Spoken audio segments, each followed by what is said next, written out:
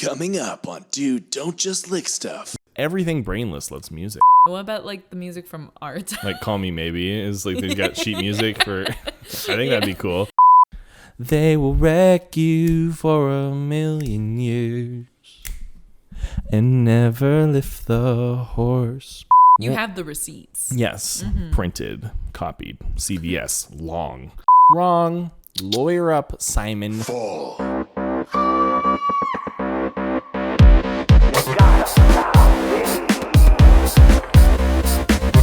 It's Beaver time! I've soiled my tunic.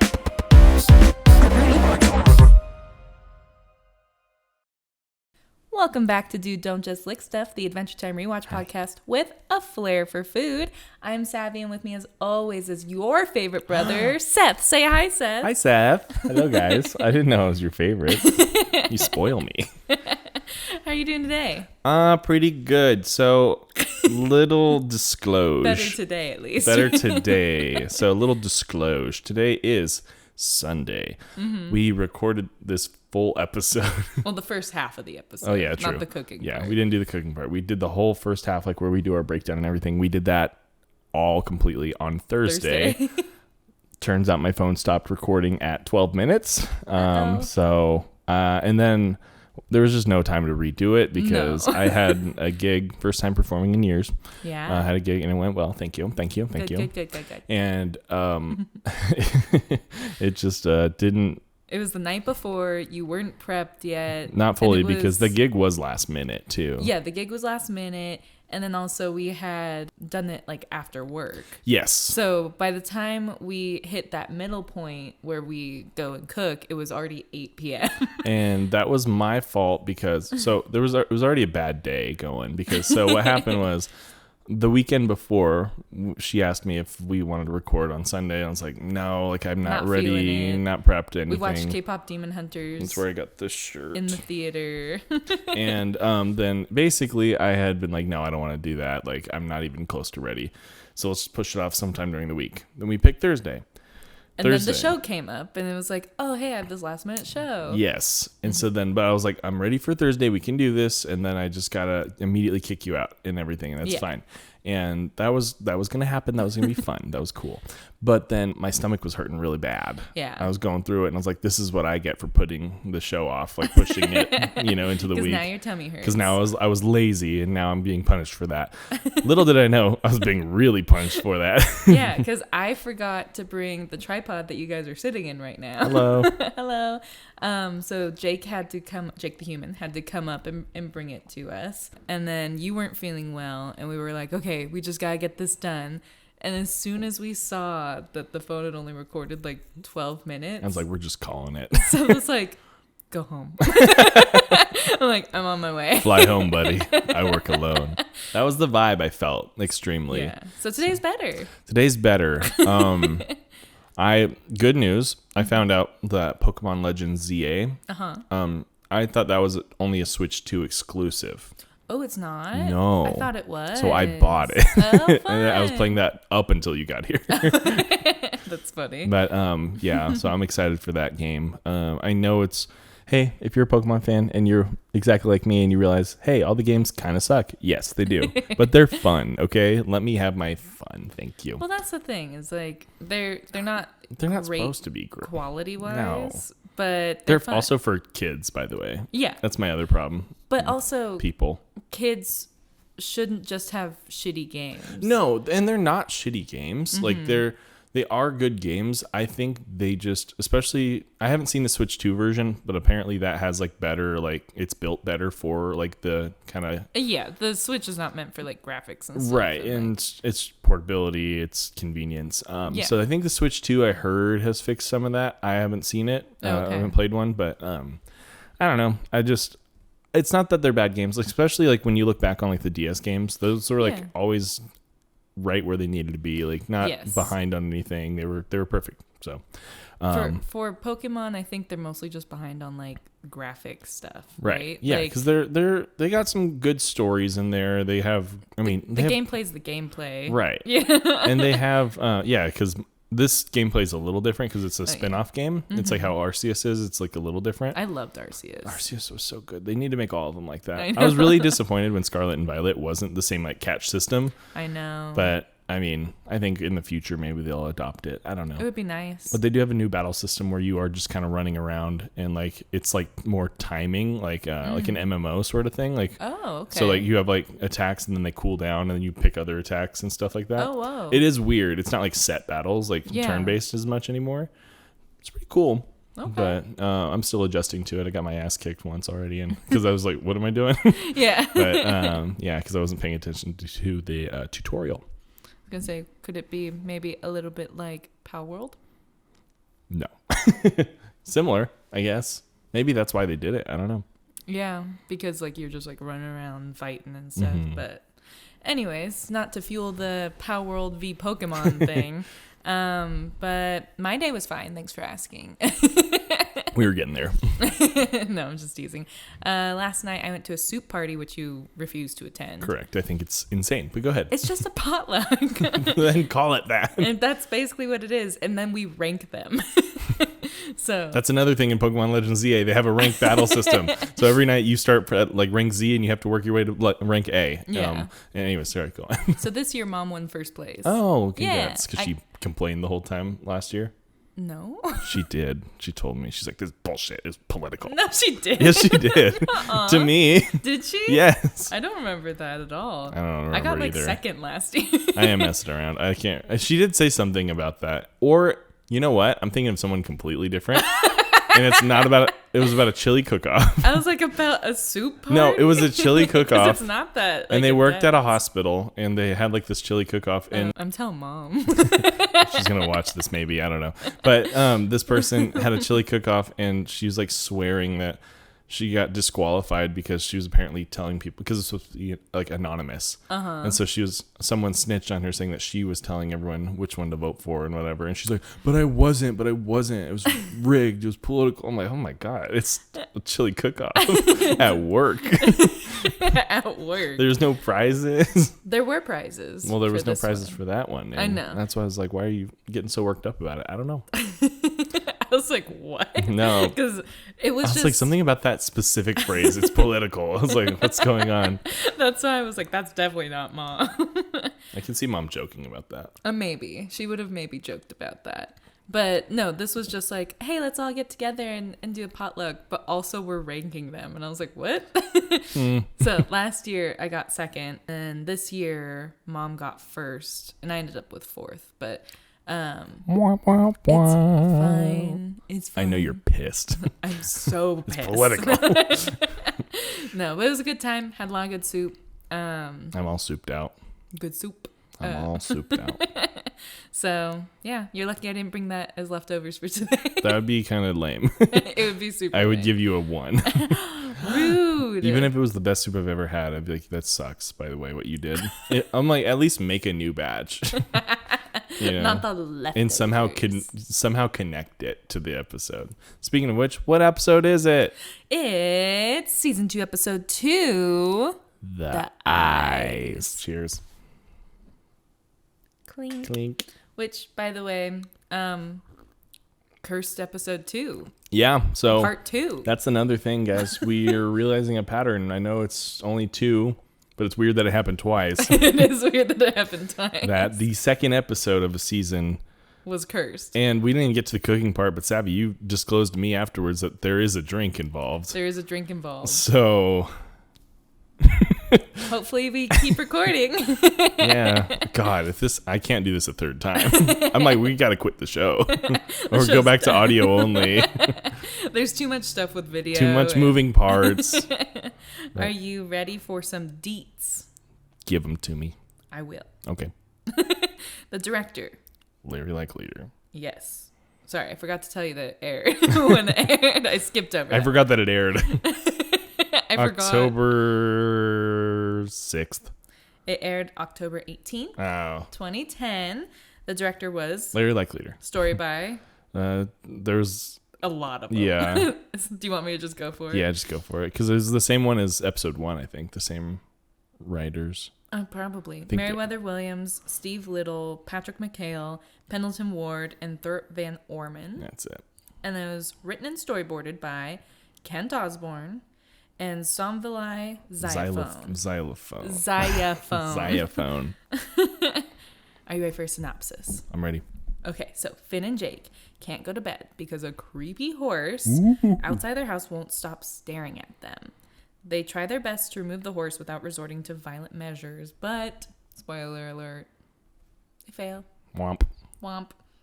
So last time I was doing this, there was a surprise for Sappy in which all of the What do you conflicts, they already know. So I did like a Grable style. No, stop it. It's fine. Grable style, and now like that sucks because the joke is gone. But the every conflict had a theme, and you had to guess the theme, and I give her a hint that it's not the first thing she'd guess. In fact, it was utter nonsense. But How about you guys guess? yeah, once we get there, And then we'll reveal it. all right. I do have a little bit of Oh, trivia. bring it. A little tiny bit. This is one of 3 episodes shown as an abridged version during commercial breaks on Cartoon Network. That's right. Right? There was City of Thieves and Dungeon, and then this one. It's the last one. Last one. All promo. And then despite being aired as the 2nd episode of season 2, it appears as the 4th episode in the DVD And box on set. Hulu, yeah. Yes. Switching places with Blood Under the Skin. And Loyalty to the King. The 1-2. The 1-2-1-2. The 1-2-1-2. Heck yeah. As it appears on Hulu. Yeah. Well, we open at the late hours outside the treehouse. The boys slowly make their way into their home, and we see Finn yawning. He drops his pack and asks Jake, like, oh, God, why am I so sleepy? Well, Jake lets Finn know as he squeezes a banana into a bowl, Yeah. and that they've been up for a week straight. For realsies? For real. Then he buries his face in this bowl of banana. From their chest freezer. Yeah, I don't know. That's weird. But his whole head is in this scorfing down this banana. And he starts listing off what they did over the last 7 days, which was starting at number 1, saving Slime Princess from the ghost ship Vortex. Mm-hmm. Then they slayed that fire dragon, which is the 3rd appearance of this dragon. He's a big nuisance. He's all over the place. Yeah, it took a couple of days, apparently. And then they attended LSP's quinceañera, which is genuinely very funny to me that it's canon that LSP is 15 and follows those traditions. those Hispanic traditions, which is very funny to me. But then they helped Peppermint Butler with his goblin problem, which was really just a murder scene. Yes. But Peppermint Butler swore, he's like, I just found him like that. I don't know what happened. I don't know what happened. And it's like it's a dead goblin with a bucket of water, like drenched. I'm like, did he waterboard him? Did he what did just smack him in the head with it really I don't hard? know. But they're Drown just like, him manually? We'll take care of it. Yeah, they're fine with it. No questions asked. But they rescued Wildberry Princess from the Ice King, who looked like she was being forced on a picnic date or something. Yeah. In this picnic, you can see stuffed frog. Stuffed frog. If you remember that. I do. An orange, a thermos, a sandwich, and a teacup. And I only looked at all this stuff just because I saw the frog and was like, hold on. We have to see if there's list any it. other funny things in there. But Ice King actually, as they're like stealing her back, I guess. He's like saying that he just wants to be happy. I know, sad. Foreshadowing. So much foreshadowing. I've got some trivia. Bring it. This is the last appearance of Lumpy Space King and Lumpy Space Queen's original design. Oh, like change their design up a little bit. Yeah, they get redesigned in The Monster. That's fun. Mm-hmm.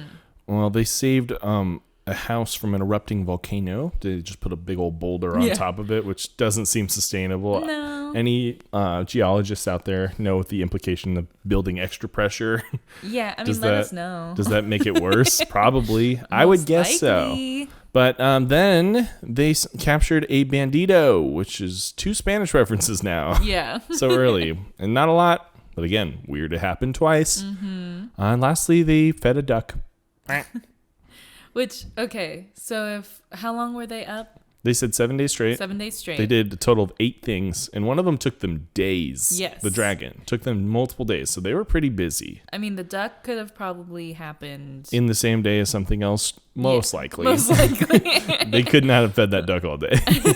That duck would be so full. I don't know. They were giving them just straight up slices of That's bread. true. Not even like little crumbs, which is also I've heard Not good for don't them. do that. I heard that's bad for them, so It don't is. do that.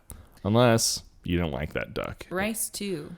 Oh, well, anything that expands, I imagine. Don't feed him sponges.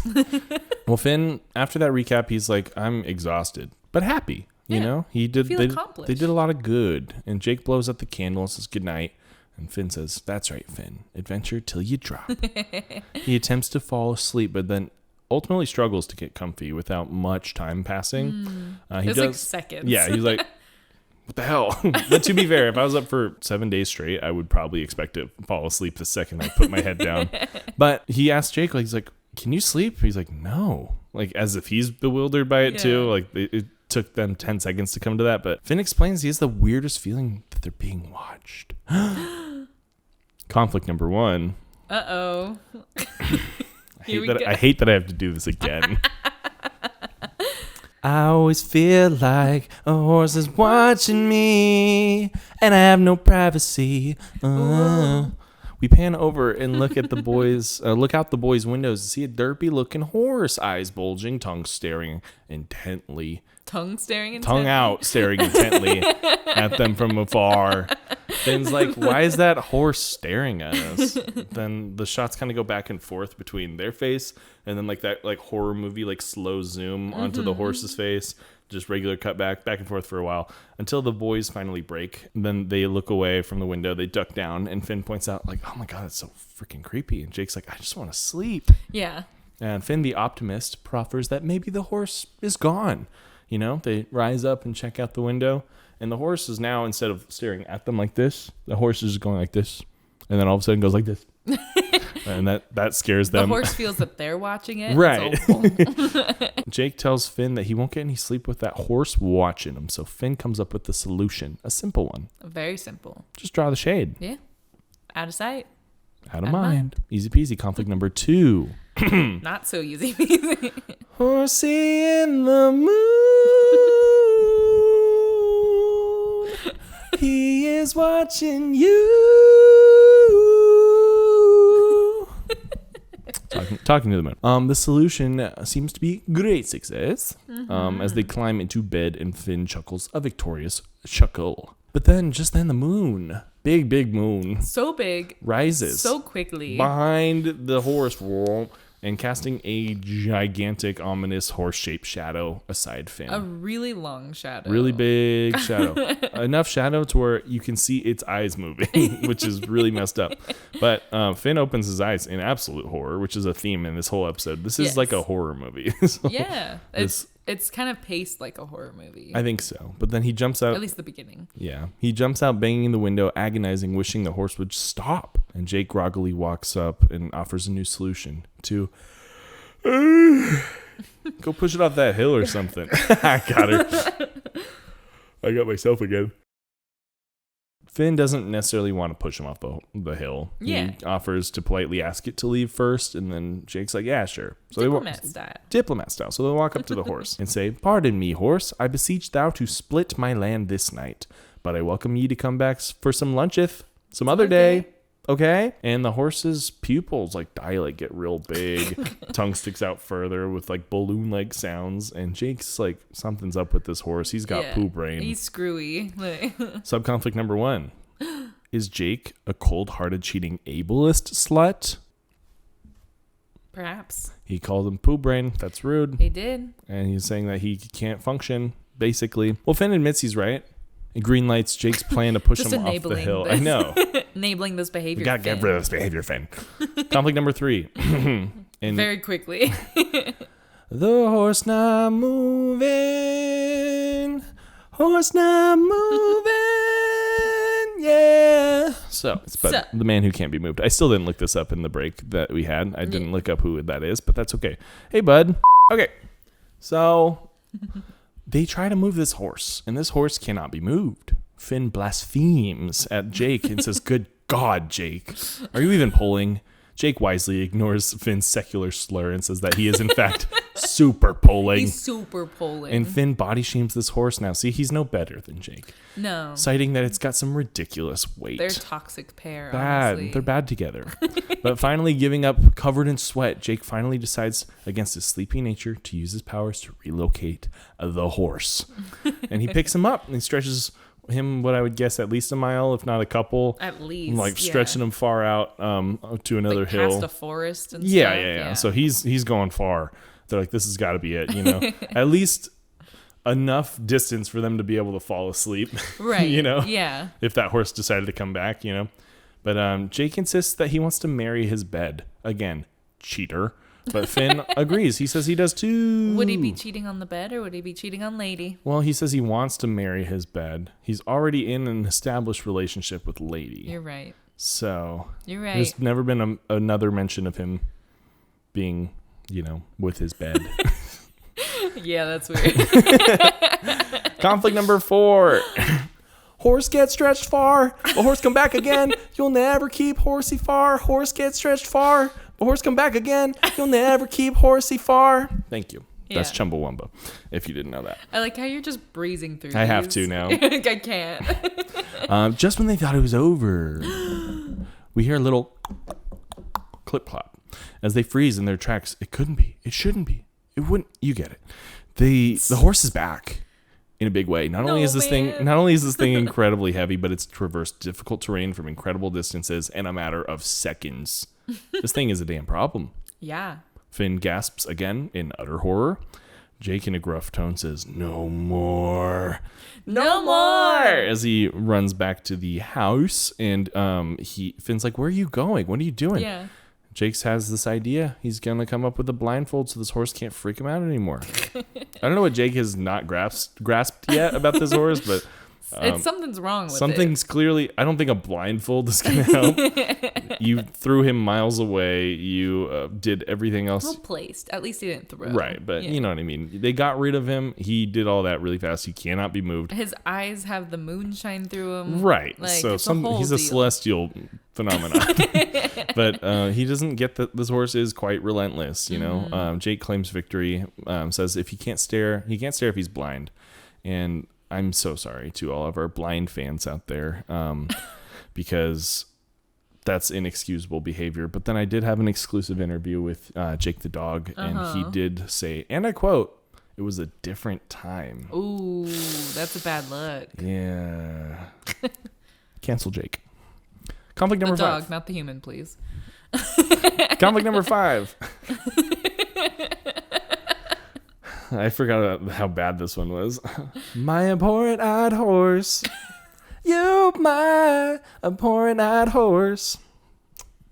Do you remember when horses just ate hay? Oh, hell nah, nah, nah, nah, nah, nah, nah, nah, da. Oh, hell nah. Trigger warning, cartoon, a horse body horror. It is a truly disturbing display. Finn tells Jake to look behind him. As you see the persevering horse's eyes kind of escape the blindfold. Did you hate? Yeah. Escape the blindfold independently like nasty little upside down meerkats. And upside down meerkats. Yeah. Still crazy, by the way. Why? Us too, Jake. Yeah. Jake chucks the blindfold and gets real close to the horse and demands to know why they're messing with him. And Finn cuts him off and says there's no justification. Like, this horse is just whacked with poo brain. And Jake accusingly is pointing his finger at the horse and looking at Finn now. And he's like, yeah, Finn, I know. I diagnosed that horse with whacked out poo brain 5 minutes ago. And the horse is like, at Jake's finger. Yeah. And it was gross. But then Finn comes up with a new plan now. Because they got to do something. You got to lure the horse with music. Because everything brainless loves music. Censorship. Bing bong. So, poo brain means we can lure it away with music was changed to, it means we can lure it away with music in Australia. And on a similar note, everything brainless loves music was changed to everything loves music That's in Australia wholesome. and the Philippines. Shave time approximately 2.3 seconds in Australia and the Philippines. I love it. Yeah. So, Jake agrees, grabs his viola by stretching his arms out to the house. He doesn't want to move. You know, he's tired. He already ran back once. He's not going to do that again when he's got crazy arm powers. He stretches his arm back and spells yo in cursive. Like what? Yo ma. Yo mama. Yo mama. That gets his viola like that way. And we don't know why he does that. I don't know. Yeah. Jake prepares to lure the horse and starts playing some Beethoven, as he calls it. and walks away confidently. The horse doesn't move a muscle, but Jake keeps going. He doesn't realize he's just looking ahead, trying to lure the horse. But Finn has to tell him. He's like, "Hey, it's not working. Hey." Dun, dun, dun, dun. So Beethoven ain't luring enough for you, is it? Well, how about some Mozart? And also he says Mozart, pisses me off. Dun, dun, dun, dun, dun, dun, dun, dun, dun, dun, dun, dun. Is this copyright? I don't know. I don't know. Okay. Conflict number 6. And this is a niche one. And the surprise is over because I got it for Savvy. And it was for her. But now it's just for you guys. And you guys don't even get it. Snake Farm. Jake playing nasty. Snake Farm. Finn's getting pissed. That's Snake Farm by Paul Thorne, everybody. Okay. Yeah. I have to get through these because, You just by the way, there's 9 of them. Are you like embarrassed now? No, them? it's just different because it's like I'm not doing it for you anymore. So now I'm just like, so it's just for them. yeah, it's weird. It's not embarrassing. It's just weird because it's like I don't get the same. The best part was like you got like realizing which song. Yeah, and you got a kick out of it. And I mean, you still do, but it's different. It's not the surprise anymore. Yeah, I get that. Well, as he plays, snakes start to swarm around Finn and the horse. Weirdly, not going towards Jake at first, who's luring them, I guess. But I don't know. They're like, let's stop by here first. On their way. They're over there, a little snack. But then Finn starts running towards Jake to stop him. And the snakes start to converge just on the horse. Right. But then Jake stops momentarily before deciding to attempt to lure a mongoose. He's like, well, that's not working. Well, let me try to lure a mongoose. And then he starts, and then Finn's had enough. He grabs Jake's viola, rips it out of his hand, throws that and the bow like away down the hill. And Jake's like, no. I just want to chime in here.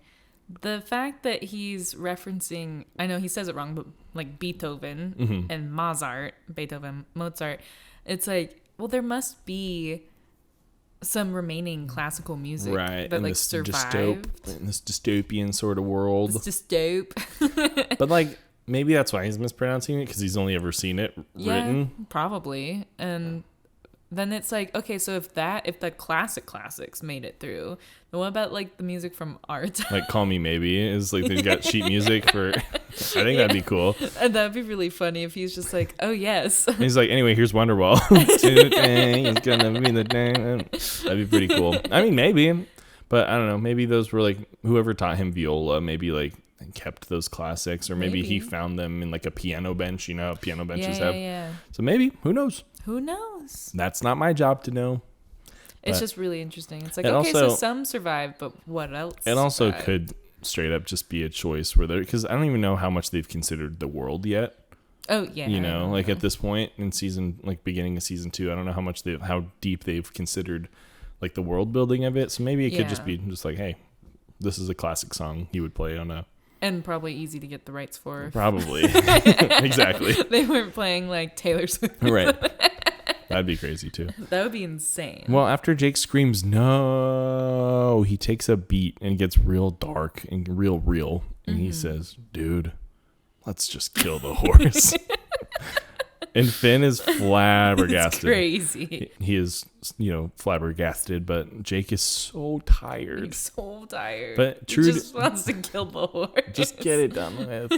Which is crazy. But true to his code, Finn refuses to kill the horse, and Jake pivots. He's like, well, maybe we dress him up like a bunny to lure hawks, to pick him up and kill him. And Finn's like, no, I'm not like against the idea of like us being the ones killing him, or I'm against the idea of us killing him, but more so I don't want to kill the horse at all. I don't want the horse to die. No, he doesn't need to die. He just needs to go. Yeah. But Jake pivots again, literally spins around. And then he plays innocent, saying, did I say the hawk would kill him? I meant the hawk would swoop down gently and take him away to a land of sunshine and love stuff and take care of him. And Finn must be exhausted. Yeah, because he buys in really fast. He's like, that sounds awesome. But the boys dress up the horse like a bunny, put a little cottontail and rabbit ears on him, and call for a hawk to come. And they whistle for a hawk or two. Yeah. Hawk 2. No. Hawk 2.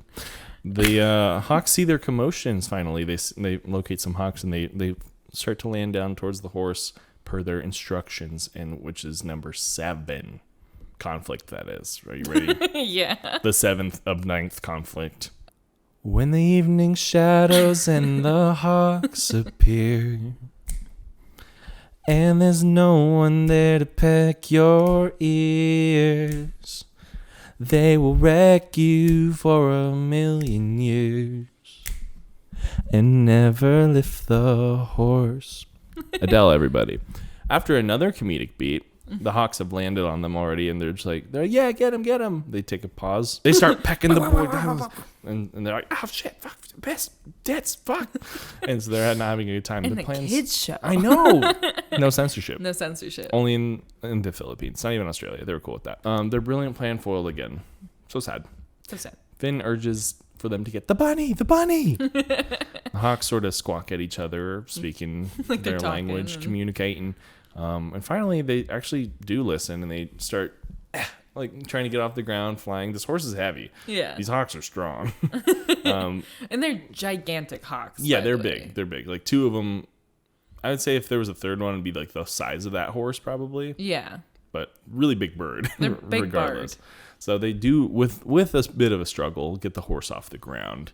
The boys, they're in the clear, so Yeah. it seems. They're like, hell yeah, let's They go. celebrate one more time, run back to their beds. They do a handspring and a little flip into bed. Mm-hmm. Good night, buddy. Good night, buddy. Conflict number 8. Uh-oh. But I can't help a horse falling through my roof. Like I knew it. shortly after they say goodnight, suddenly a horse falls through their ceiling. Finn observes this and says it's now in the house. And Jake snaps and says it's obvious, and he doesn't need to point that out. He doesn't need to say that out loud. Well, Finn claps back and he says it's all your fault, Jake, for being so handsome. The animals can't resist you. For example, the dolphin that fell in love with him. Of course. He has evidence. Of course. He didn't say that, but I said that. Yeah. You have the receipts. Yes. Printed, copied, CVS, long. So And Jake's like, what you... Wait, handsome. handsome. Handsome. He's like, well, you're the one who told me to lure snakes. And Finn's like, no. I told you to lure the horse. You lured the snakes. And then The blame game. they're playing the blame game. There's even snakes in Finn's underwear. It's more receipts. And little tiny pair of underwear you've ever seen for a very boxy boy. Yeah, especially this episode. He was so squashed. Very, very squanched all day. Squanched? Squanched. I'm squanching here. Tom Kenny. Tom Kenny. So there you go. Finn acknowledges that the tension's too high, like they're fighting. He realizes that the horse is tearing them apart. And Jake agrees and says they need to get rid of this horse for us. For us. I know, bro. The two hug as bros. And Jake notices that the horse now is, in fact, bringing them back together again. Finn's like, what the fuck? This horse is a blessing. Dude, you've lost it, Finn screams. You. Jake points, the horse is tearing us apart again. And well, Finn says it's about time he shows the horse who's the man. What are you gonna do? Say that to me again. What are you gonna do? Do. I'm gonna kick that horse in the bottom. Finn winds up a powerful kick and delivers in slow-mo as the horse's body ripples from butt to face. It's disturbing. Conflict number 9, the final one. That's not the conflict, don't worry. Yeah. I know. kick horse butt and I cannot lie. Simon Petrikov can't deny. When the Ice King fits in an itty-bitty space to take a roundhouse to the face. Now he's bummed. That was personally my favorite, and I'm glad that it all worked out. Simon Petrikov, great. What a great. Hard to fit that into any other song. As the kick ripples through the horse's face, possessive face, the mouth opens grotesquely wide. Yeah. As the Ice King, he goes, as the Ice King projects head first straight from the horse's mouth. Reborn. Ugh. That sucks. The Ice King, the boys shout. The Ice King, instead of being his normal, aggressive, hostile, innocent bystander slaying self, he just simply says, I should go. This is my favorite line. It's really funny. Sheepishly, but the boy's like, like they need to get some info, and they accuse him of spying on them. But the Ice King says that's none of your business. Yeah. Which, by the way, exclusively your business. If you're ever being watched or followed, If someone's literally yours. spying on you, looking at your business is your business. Especially if it's their secret nighttime routine. Yeah. As per this episode. I know, but it's just I know. weird. I know, because we haven't gotten there yet. Well, he says it's none of their business, but Jake leaps in and assumes that he is trying to find their bedtime secrets. Yeah. And Finn gasps. Instead of putting up a fight or anything, Ice King just pulls the plug of the inflatable horse wordlessly as he lets the horse deflate. But Jake takes his silence as an admission of guilt, which is wrong. Lawyer up, Simon, because let me tell you, another little soapbox thing. This is literally the right to remain silent. And if they're like, oh, you're not answering because you're guilty. No, they cannot use that. Na. La la la la. Nothing born for this. There's no point in the boy in it. No, that's definitely copyright. Okay. Stop it. Sorry. I'm wearing the shirt, okay? I know. It's just coming out. Jake keeps this theory because he thinks that he is guilty just because he hasn't said anything. Yeah. So he's taking this theory and running with it. Asks Ice King if he found out he sleeps in the nude. Does literal air quotes. I don't know why, but Ice King goes doo doo doo. He's folding and dragging this inflatable, deflated horse body away, and Jake continues to tell the Ice King, "It's none of your business how I sleep. Which none of your business." is he not sleeping in the invisible pants that we saw in Donnie? God, I don't know. That were made from spider silk. Yeah, and also woven, disgusting. What were they, woven by pixies? I think. Yes. You said? Also disgusting. Yeah, it's like wearing fishnets constantly. Except worse. It's like wearing plastic wrap. Kinda. Especially on a. Hey guys. Oh no, Seth. Drive past it. Have you ever seen? Drive past it. Okay, hold on. Have you ever seen? There's a Basement Yard episode where like Frank is literally all taped up in like clear tape. No. His whole body. I mean, I think they don't show his like under half at all. Yeah. I think maybe he's wearing pants or something, but his whole like shirt. So things are like where they are, but they're like because it's Squished. taped, they're like squished and like shifted weird. Oh, no. So I cannot imagine. And also, I've been seeing. I think maybe because we did this episode already and recorded this. I got a TikTok ad for like these male like clear underwear that are supposed to be. It's like for like it's like this very specific material. Clear doesn't mean breathability. I know, but I think that's like I think the appeal of it is just silly. But then it's like I think like the visual of it is like silly. But then I think there's just like other benefits that it had. I don't know. I watched it because I was like, what the fuck is this? But and I bought them, so that'll be on my Cameo. Yo, I'm just kidding. No, I'm kidding. Gentlemen, I'll see you later, the Ice King says as he starts to climb down their bedroom ladder. Boys don't like that he's just avoiding this conflict and just leaving without bothering to explain himself. Ice King walks outside their house, whistling calmly, trying to leave. doing his thing. And then Finn kicks him just hard in the back, sending him flying. Then he reverts back to his hissing It's just self. like you. And they duke it out for a bit, and Ice King finally disarms Finn, hurling his sword towards the now sleeping Jake. He's leaning against their house, just passed out. Finn yells at him like, "Hey, look out!" So he wakes up right in time, and then he just jumps like a ninja, ears flapping, jowls flapping. And then as he starts the descent, he goes into like a cannonball and lands on the sword, and then like projects out to the Ice King.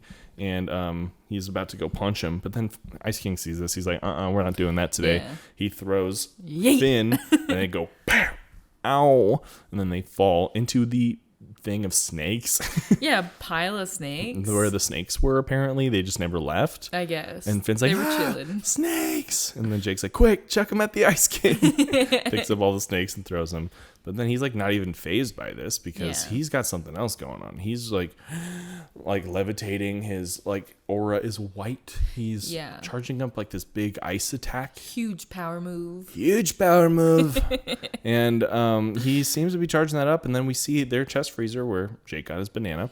About like 6 or 7 ice cubes coming up. And they just pelts them. Yeah, they just go like and like individually hit them like one at a time. Ow, ow, ow, ow. Not enough to like hurt them, just like, to be a nuisance. Yeah. And then Ice King's like, that's all the ice you got? Like, what? And Finn goes to strike Ice King, and as he's doing it, he's saying, like, what does he say? He says, he's like, yeah. Yeah. And he's like, well, what if you need more? Well, you should really get more. And they're like hitting each other with every phrase. We don't need any more. That's it. What if you have guests?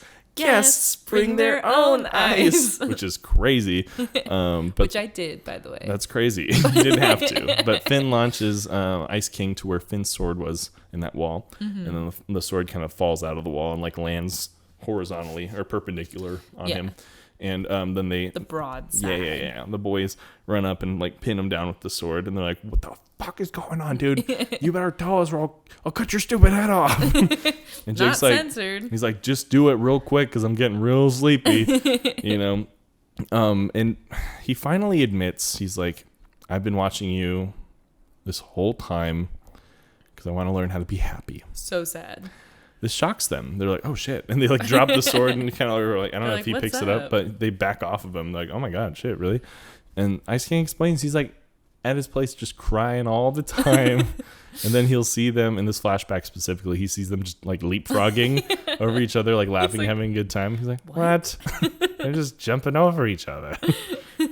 And so he said, "So I decided to spy on you. Dressed as a horse," of course. As you do. But he feels his own experiment even failed, because instead of just observing happy guys, he just saw them arguing how to get rid of him, which is really sad. It's really sad. But Ice King kind of pauses, kind of like expecting a response or something, only to hear the boys are out cold. Like, what the fuck? Yeah, and he's pissed at first, but then he's like, wait. Maybe this is the key to being happy. All I need is a good night's rest. And then he sighs in relief, holds them, and they're all huddled up on him. It's actually kind of wholesome. And he's like, I'm still not happy. Just like them. Give it at least 8 hours, my guy.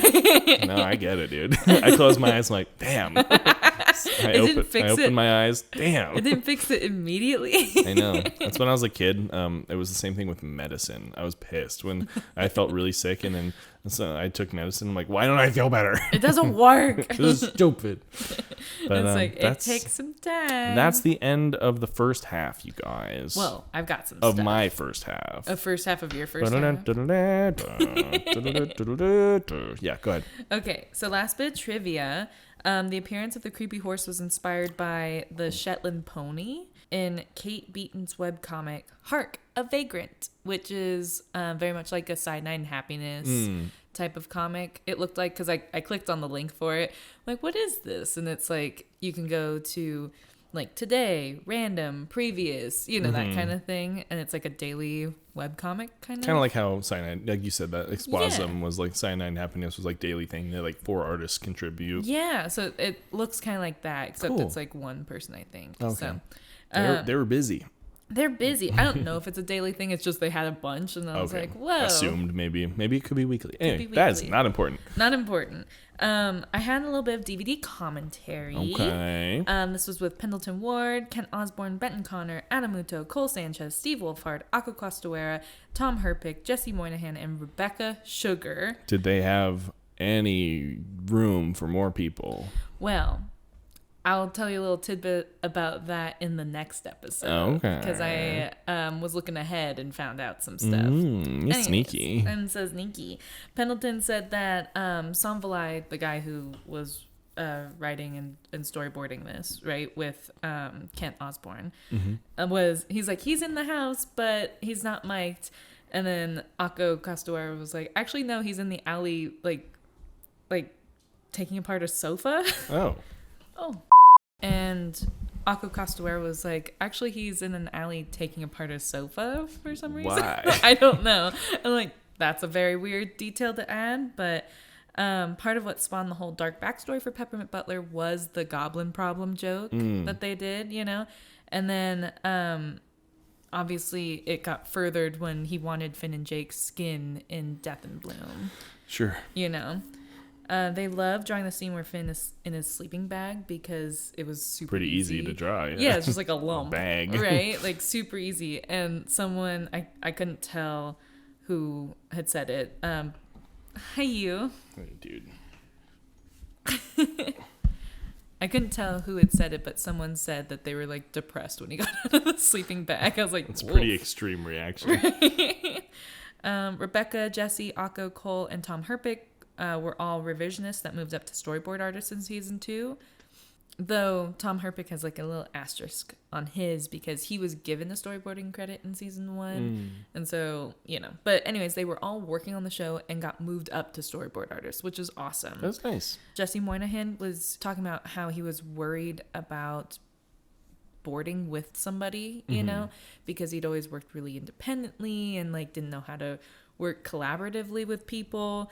But doing so really like made him break down his ego, and he had to like actually be collaborative and creative in a setting where it's not just coming from him. Right. And they had talked about that with like the first writers meeting that he attended, where they had like writing games, they had like all these different things going on. He's just like, whoa. And it was something that he'd never done before. He hadn't worked in this sort of area before, and so it was like a huge difference for him, but it was really formative. And then, of course, he said he felt that he had a lot of pressure in those early meetings because he felt like every idea he had to be, like, perfect. And it had to, like, justify why they hired him. On, like, the first try. Like, yeah, sort of thing. It had to be, like, fully fleshed out and everything. And he didn't know who anyone was yet. So Pendleton also asked the rest of them, like, if they had any, I think he said, horrifying fear things when they started. Benton said that when he first started on Flapjack, he was working with Mike Roth. And Regular Mike, show guy? I believe so. Yes. Yeah. Yeah. And Mike was like rough around the edges, but he was like actually a pretty decent guy. It just was kind of scary at first, But the first day that Benton went into his office was the day after the Super Bowl of that year. That was like the day that he started. And Mike Roth had this big 6-inch knife up on a shelf with the insignia of his favorite football team. And so Benton was like, oh, thank goodness that they'd won. Right. Just go on a stabbing rampage. Yeah, he was like, it was super scary. Thank goodness they had won. And then someone chimed in like, because like he would have stabbed you? Right. Like, what is that about? And then, of course, someone chimed in and said, my first time meeting Mike Roth, he said, and it cuts out and it's Pendleton Ward playing ukulele. That same thing he used to do. Yeah. And then it cuts back in and they're like, orange juice. Like, I want to know what he said because it went on for a while. Just a long slew of slurs. Hopefully not.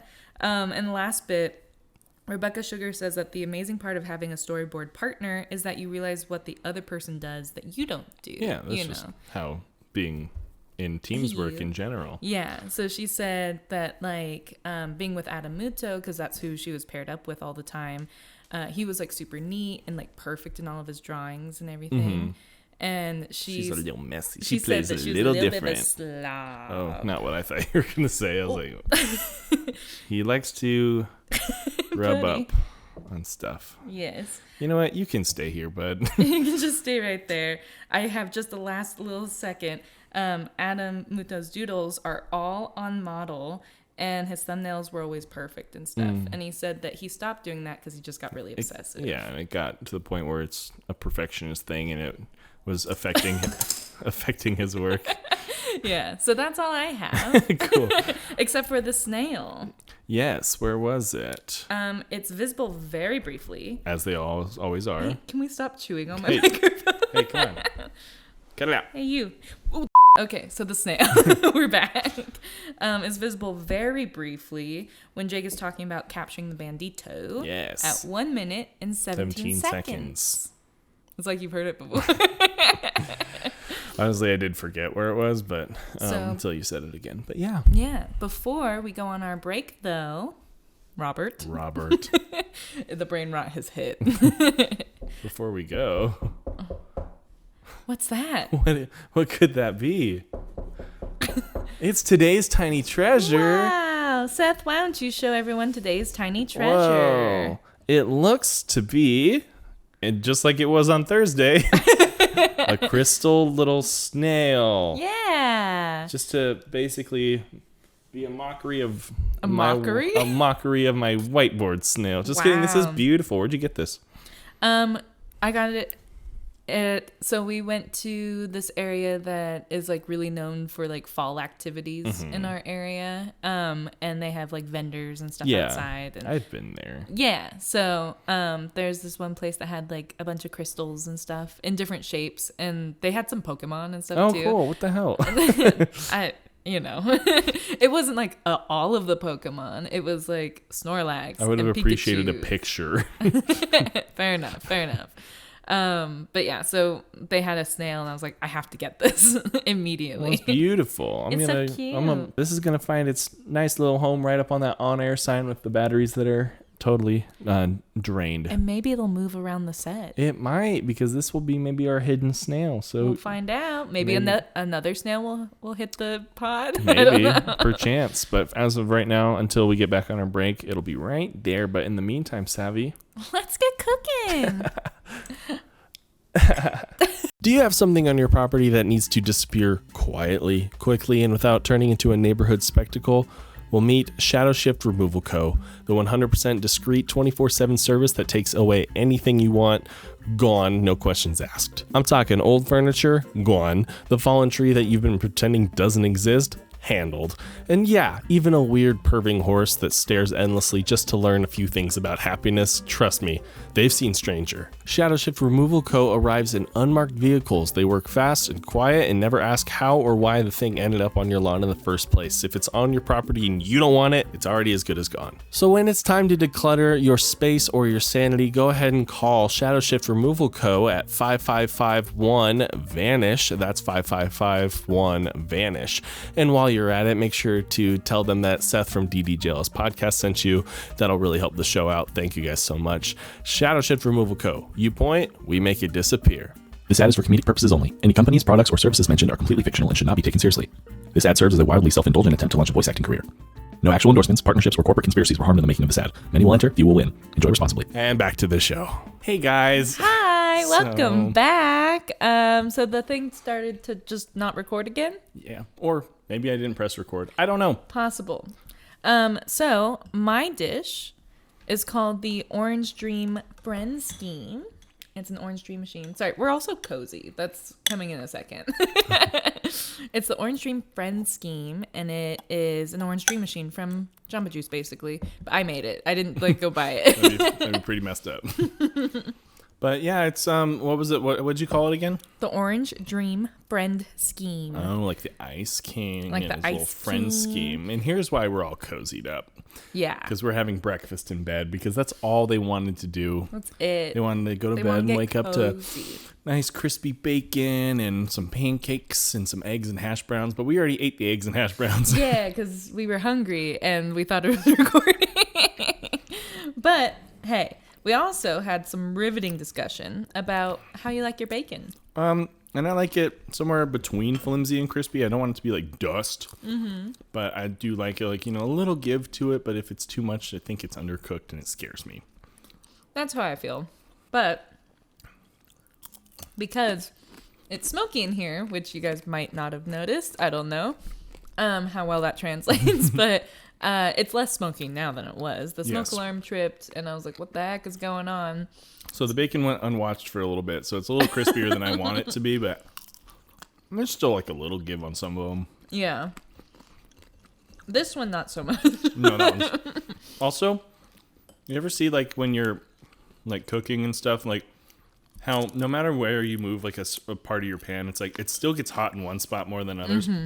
Even if you like move to adjust it, I swear it doesn't move the spot that gets hot. Right. Oh, you're just stupid. So that was what was going on. I'm gonna get some syrup for these pancakes. We'll cut around this so you don't have to just watch us chomp down. Chomp. Oh, I forgot to mention. So the pancakes are gluten-free pancakes. They're not my favorite. It's the same brand I use for regular pancakes, the Crusties. Crusties one, yeah. So it wasn't... I don't know. It was weird because like the Crusties is literally just batter and water. What did you use to cook them in? Like, did you use butter or oil? Always butter. Yeah, because that's what I've used before for the Krusteaz pancakes, and they weren't bad before. Not that I'm saying that they're no, wait, hold on. They just, I don't know, they taste different now. Yeah, I don't know. They kind of taste like paper mache. But they required eggs, like 1 egg and some milk in there. And so I was like, that's weird. And usually when things have egg and milk in it, I trust it less. Not like health-wise, but like it's just like some stuff just doesn't turn out right. Interesting. Is it because you then omit the egg and milk? No, I put it in. I'm just teasing you. But, But yeah, they do like fall apart, the Krusteaz ones. I did find this brand of mochi pancake at Costco, that's cool. which is fully gluten-free, because we got someone who's celiac in our house now, and they kind of like puff up a little bit, you know, like those souffle pancakes. Right, the ones. They don't do it like that. I wish. Those like ones that are like this thick. Yeah, I thought that'd be so cool. When I bought it, I was like, "Is it gonna?" And I put them in a pan. I put a lid on it, and it did not like turn out the way I thought it would. But if you do it normally, they puff up like a little bit. That's cool. But they have an interesting texture. But they make my teeth feel like sugary. Oh, Does that make sense? You know what I'm talking about? mochi pancakes, huh? Yeah, they're yummy. Didn't but you tell me you had mochi at your house the other day? Yeah, Like strawberry mochi or something? we also have blood orange You guys mochi. didn't offer it to me. It's crazy.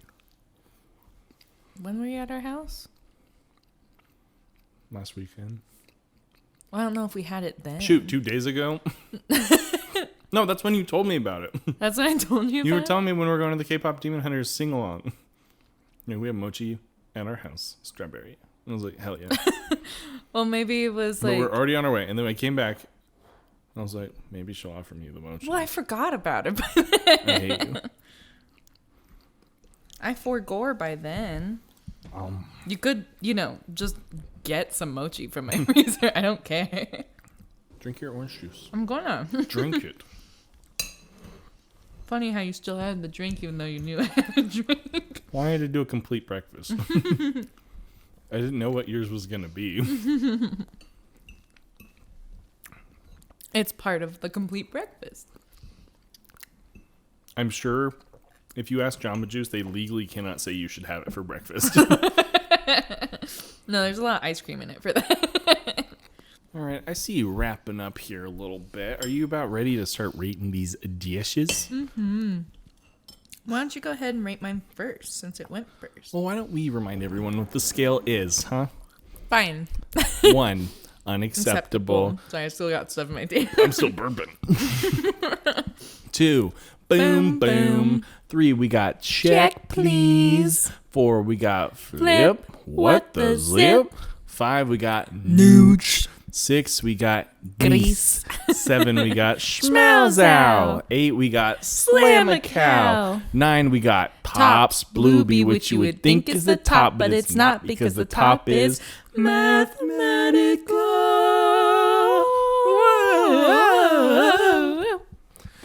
So, let's get started, huh? Let me taste it again. Taste it. You don't remember what it tastes like? Taste it again. Delicious. Points 4. It tastes pretty damn similar to the Orange Dream Machine, and I love that. I've also never made one before. That's awesome. Yeah. You set out to do it, and you did it. So that's another point. Okay. I'm the one giving points out here. Tasted pretty damn similar. It was your first time. It's a half a point. Hey. Because I would have given you a full point if you didn't do it first. And by the way, each point is going to be your total. No. So right now you're at unacceptable and a half. So silencio, Bruno. Just kidding. But it was really good. It tasted orangey. Tasted creamy. Tasted like a sherbet. It tasted like an orange freaking dream. Was it a good friend scheme? I don't feel any closer to you. What? So if that was what you were trying to do, Why? I don't know. We're pretty close already. You think a drink at this point is gonna? It didn't up our friendship It's like at all. like a low. You know, like how when you're like too high a level, and then you do like a small side quest from like the beginning. It's like you're not gonna level up from that. So if you made me this when I was like 4, yeah, Hey. a lot of experience points. But no, it's great. It's just it's a drink. I'm glad it didn't break in my freezer or my fridge. That's a big mark for it. Yeah, this one didn't want to die. That's true. And I thought this episode was cursed, and it kind of has been, but Not this. Not this. But not this. But not this.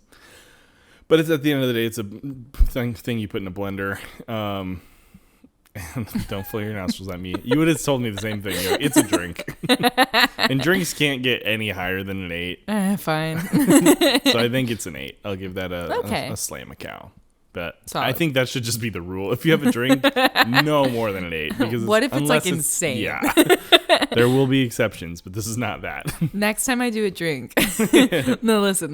Next time I do a drink, there's going to be like things that we have to attach to it. If there's like a thing, like a marble racing. I was going to say if there's like a Hot Wheels like track that attaches to it. Because we got the space. If you like look over there, like we have like room to do a little racetrack. So. It's true. I don't know if they can see that, but No, they can't, but trust me. My turn. Your turn. Okay. So you did the gluten-free pancakes, which was lovely. You're welcome. You did start another fire. Momentarily, and I took care of it. That's true. You did take care of it. My house. Let's see. The eggs. And also, if my property managers are, or if the landlords are watching, that was a joke. Yeah. There was no actual fire. It was just some smoke. There's no fire in Bossing. Say thank you. So gluten-free pancakes. The eggs were good, but I didn't have like any flavor from them. Same with the hash browns. Like the hash browns were executed well, but I didn't feel like any flavor. You know what I mean? What? I seasoned them, so I don't know why. Did? Yeah, I don't know why there's no flavor. I didn't really taste anything. There's like a lot of paprika, like on the hash browns. What? Yeah, and garlic powder too. Dang, I didn't get anything. I don't know how you didn't taste any of that. That was all over mine.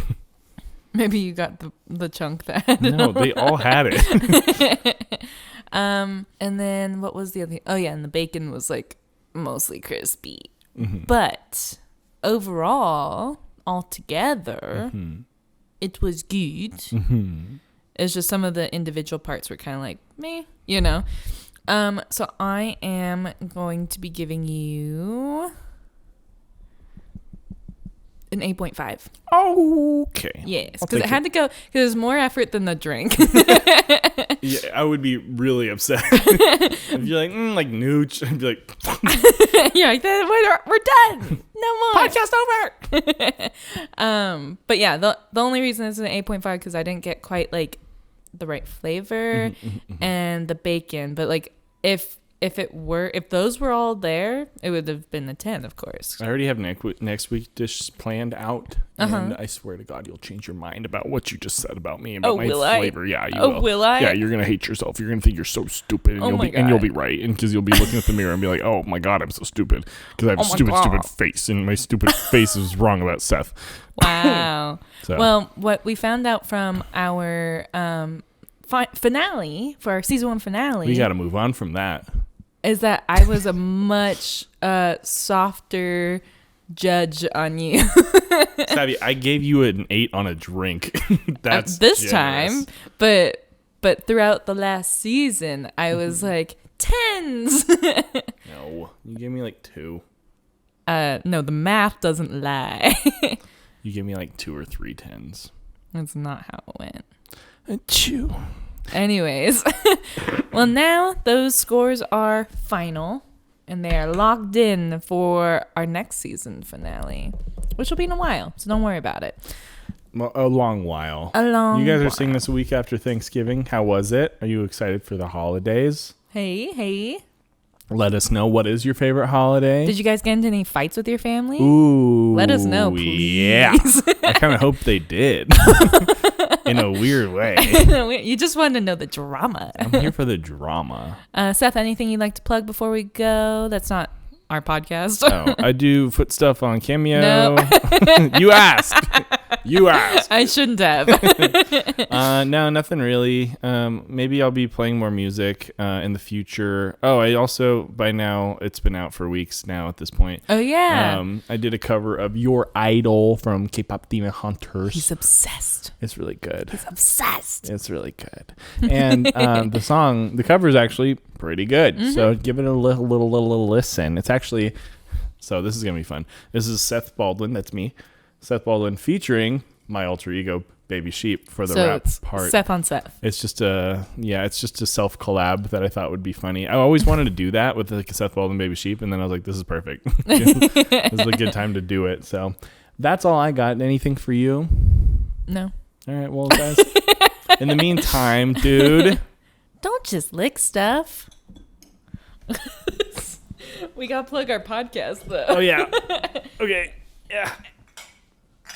Follow us on TikTok, Instagram at DDJLS Podcast. And you can subscribe to us on YouTube at Don't Just Lick Stuff or at DDJLS Podcast. And if you want to send us a little email electronically, that is, you can find us ddjlspodcast@gmail.com. Let's say that again. That was ddjlspodcast@gmail.com. Beautiful. P.O. Box, what is it?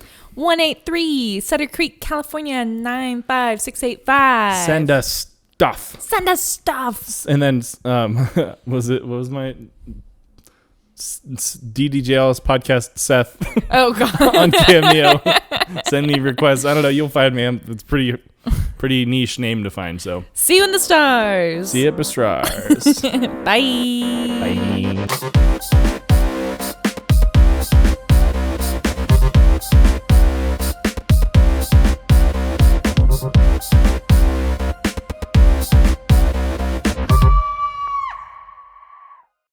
Hosting, right? Yes. I'm all like discombobulated. This is episode 2, right? Yeah. The eyes. Okay. Damn. That felt like so long ago. It felt like, I don't know, days ago. This might go in the bloopers. Who knows? Who knows? Who knows? All of a sudden. I'm starting.